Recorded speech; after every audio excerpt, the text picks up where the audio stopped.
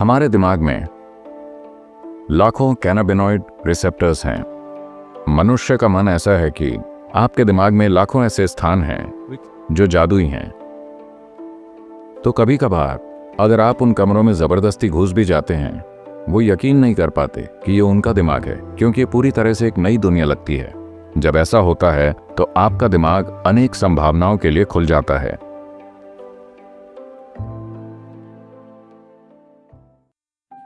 देखिए, ये खोजा गया है या हमने देखा है कि हमारे दिमाग में लाखों कैनाबिनॉइड रिसेप्टर्स हैं। तो इसका क्या मतलब है? इस पर काफ़ी अटकलें लगाई गईं।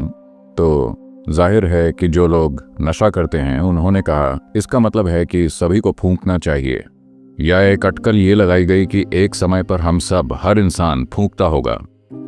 फिर यह निष्कर्ष निकला कि ये कैनाबिनॉइड रिसेप्टर्स इसलिए हैं क्योंकि शरीर खुद ये पैदा कर सकता है। मस्तिष्क में लाखों रिसेप्टर्स होते हैं और शरीर एंडोकैनाबिनॉइड्स को पैदा कर सकता है। तो अब इसका उत्पादन होगा या नहीं होगा, ये इस पर है कि आपने अपने आप को कैसे रखा है। यानी आप अपने भीतर ऐसी केमिस्ट्री बना सकते हैं जो आपको हमेशा आनंदित रखे।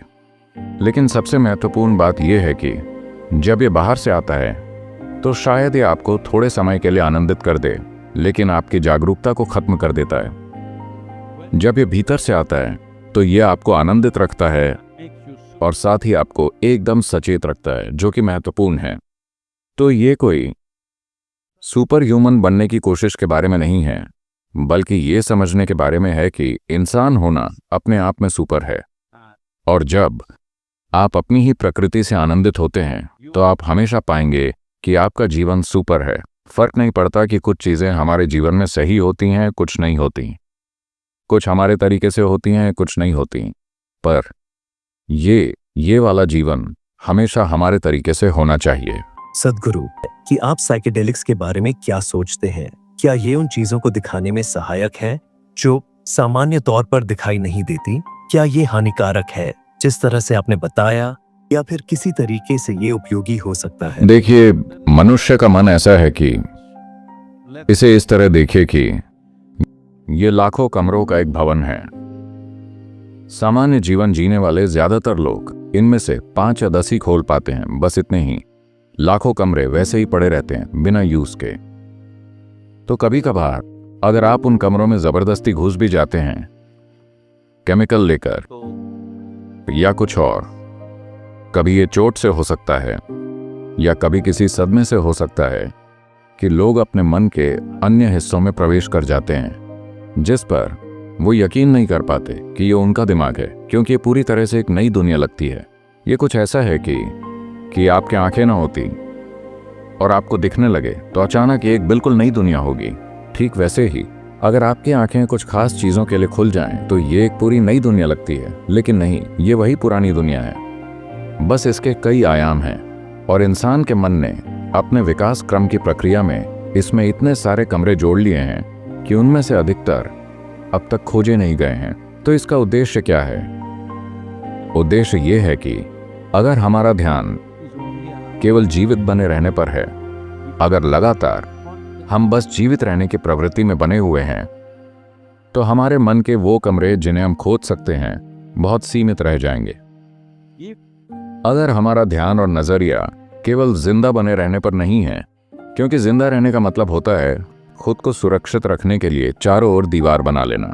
बाहर जब आप इंसान बन जाते हैं तो अब सिर्फ जीवित रहना आपको संतुष्ट नहीं करता, और फर्क नहीं पड़ता कि आप जीवन में कहाँ हैं, जीवन में किस स्थिति में हैं, आप जो भी हैं वहां से और आगे बढ़ना चाहते हैं।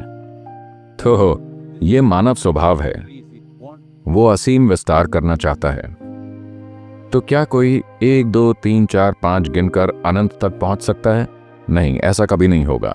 इसलिए यह जरूरी है कि हम फर्क कर सकें अपनी जीवित रहने की प्रवृत्ति और विस्तार की चाहत में।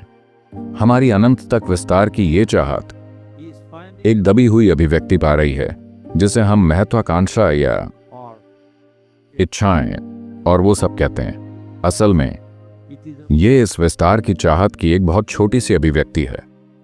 अगर आप इस विस्तार की चाहत को अपने अंदर एक जागरूक प्रक्रिया बना लें तो आप देखेंगे कि आपकी सुरक्षा की प्रवृत्ति अपने न्यूनतम स्तर पर आ जाएगी।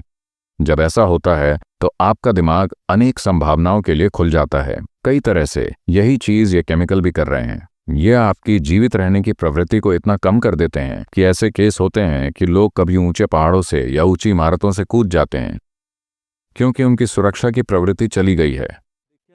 वो समझ ही नहीं पाते कि अगर मैं यहां से गिरूंगा तो मेरी जान चली जाएगी, क्योंकि इस सुरक्षा की प्रवृत्ति को जबरदस्ती दबाया गया है, न कि जागरूकता से।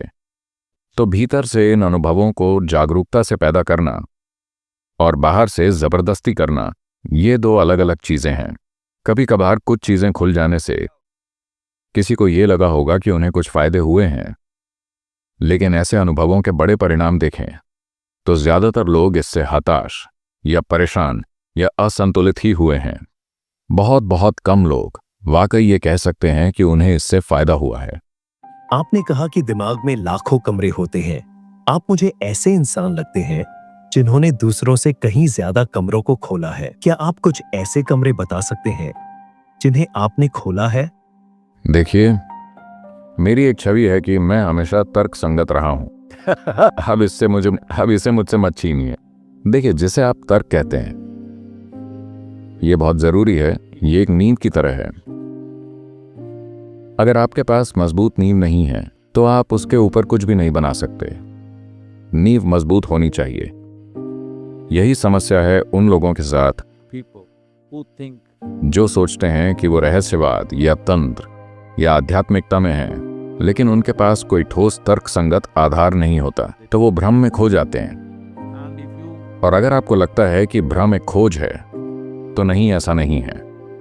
भ्रम आपकी समझदारी की सीमाओं को पार करने की एक कोशिश है और आप इसमें सफल हो सकते हैं। यही समस्या है। तर्क नींव है, लेकिन हम नींव में नहीं रह सकते।